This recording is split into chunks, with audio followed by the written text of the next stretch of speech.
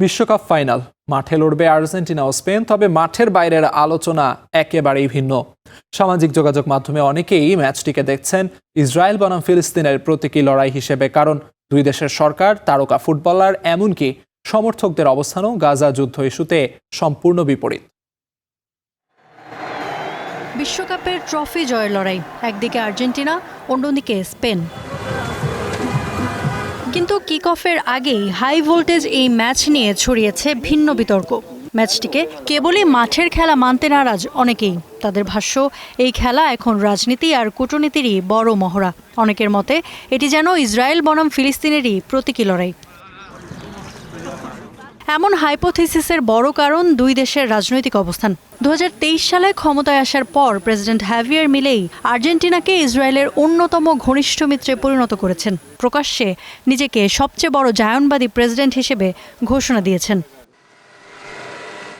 মিশরের সাথে বিতর্কিত ম্যাচের পর সামনে আসছে ফুটবলের জাদুকর ও আর্জেন্টিনা জাতীয় ফুটবল দলের অধিনায়ক লিওনেল মেসির সাথে ইসরায়েলের সম্পর্কের বিষয়টি। বেশ কয়েকবার ইসরায়েল সফর করেছেন এই তারকা খেলোয়াড়। পাশাপাশি দেশটির একাধিক প্রযুক্তি প্রতিষ্ঠানের ব্র্যান্ড অ্যাম্বাসেডরও ছিলেন তিনি। তবে প্রকাশ্যে কখনো ইসরায়েল কিংবা ফিলিস্তিনের পক্ষে অবস্থান নেননি লিওনেল মেসি। অন্যদিকে 2024 সালে ফিলিস্তিনকে রাষ্ট্র হিসেবে স্বীকৃতি দেওয়ার পর থেকেই গাজা ইস্যুতে ইউরোপের সবচেয়ে সরব দেশগুলোর একটি স্পেন। গাজায় ইসরায়েলি সামরিক অভিযানের কড়া সমালোচকদের একজন স্পেনের প্রধানমন্ত্রী পেদ্রো সানচেজ। একই সাথে 7 অক্টোবর ইসরায়েলি বেসামরিক নাগরিকদের ওপর হামাসের হামলার নিন্দাও করেছেন তিনি। প্রকাশ্যে ফিলিস্তিনের প্রতি নিজের সমর্থন জানিয়েছেন স্পেনের তারকা ফুটবলার লামিন ইয়ামালও।